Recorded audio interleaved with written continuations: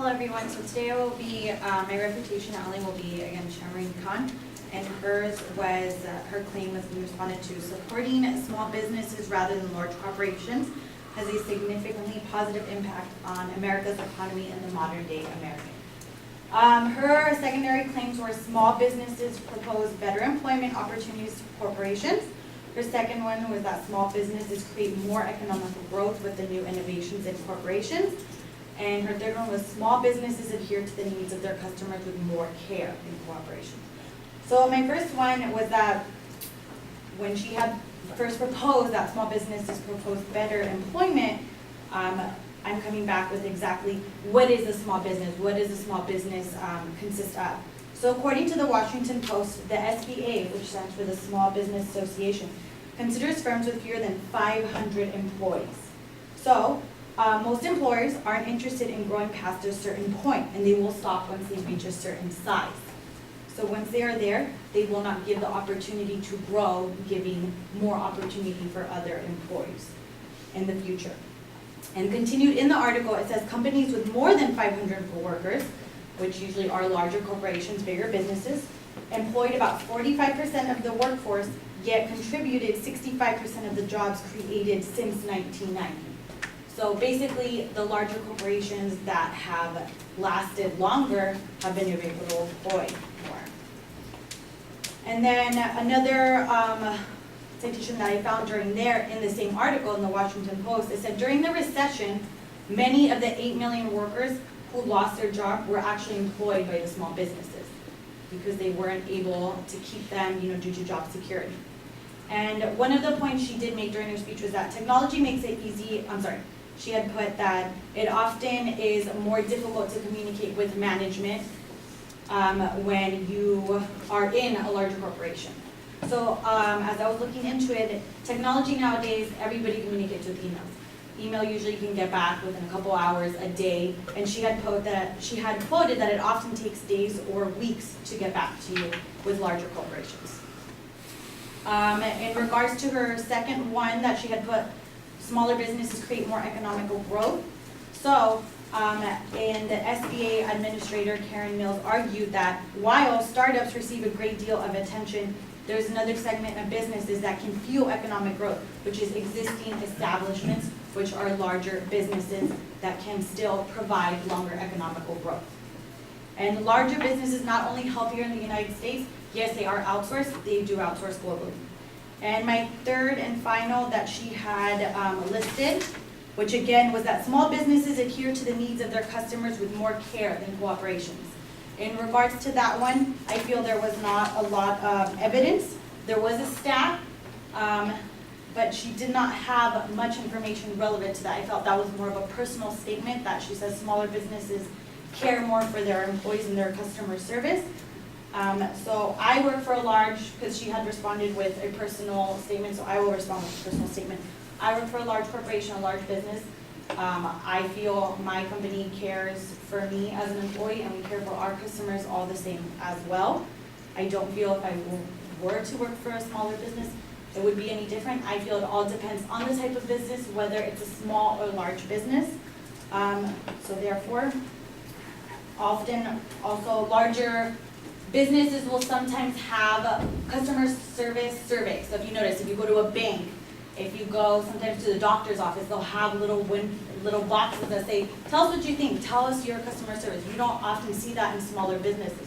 So you see that, you get a response to their customer service, and that's something they can go ahead and always provide and change in the future. Thank you.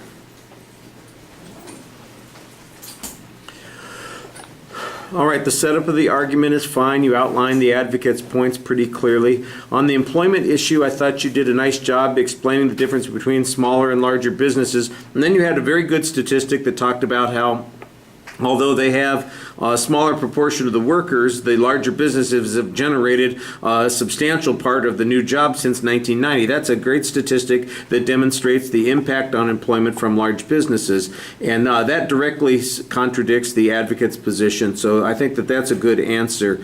Also the argument that says that the recession hurt smaller businesses substantially, and many of those 8 million jobs that got lost were from smaller businesses. I do think you need to have some evidence on that particular point, but it does sound like a reasonable argument to be made there. And then on the dispute about the management techniques or the communication issues, your response is that we've got technology and email and that sort of thing. I'm not exactly sure that that's applicable to the argument that the advocate's presenting, but I also am not sure that the advocate's argument was very clear to begin with. So an ambiguous response to an ambiguous claim is, still leaves us with a lot of ambiguity, and I'm not exactly sure what I should be looking at here. One of the things that if anybody had taken a business class, you could talk about, there are all kinds of management techniques that businesses use, and big businesses can employ very effective management techniques, and small businesses could employ very ineffective ones, depending upon what their ownership structure is, what their needs are, that sort of thing. And it's hard to generalize based on the size of the company. I think that that's probably a better argument on that particular point. On the second issue, it basically comes down to the same point that you were making up above about fueling economic growth. The big companies do those sorts of things. I do think that you could probably give us some demonstration of innovations or products that have developed substantially as a result of larger businesses. You have a mention here of outsourcing, and I'm not exactly sure that does anything to advance your position. It sounds a little bit like it would be a dangerous reason to trust a larger corporation, because suddenly my job could be sent overseas to India or someplace like that, and I might be a little bit concerned about that thing. So I'm not sure that really advances a position for your side. On the needs of the customers, I did think that you had a reasonable challenge here, and you also argued that the advocates, the customers and the employees, and the advocate's only proof on this is a personal example. You use your own personal example. Well, that's like saying, so we've got to draw on this sort of thing. You use a personal example. I use a personal example. Don't you think you want to have an argument that's a little bit stronger than that? That it doesn't lead you to a draw, but leads you to the conclusion that your position is correct. I did like the idea of customer surveys and that sort of thing, but that's mostly asserted on your part.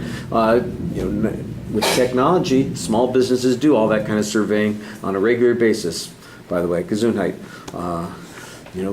I get way too many messages from slaw dogs and from restaurants that I go to that are little bitty places, sole proprietors or things. Holy criminy, they're bombarding me with surveys, that sort of thing. So I'm not exactly sure that that's a point that works well in your favor, but it's an answer that you came up with, and it's not a worthless answer. I just think you need to find a stronger answer on those points. All right, thank you.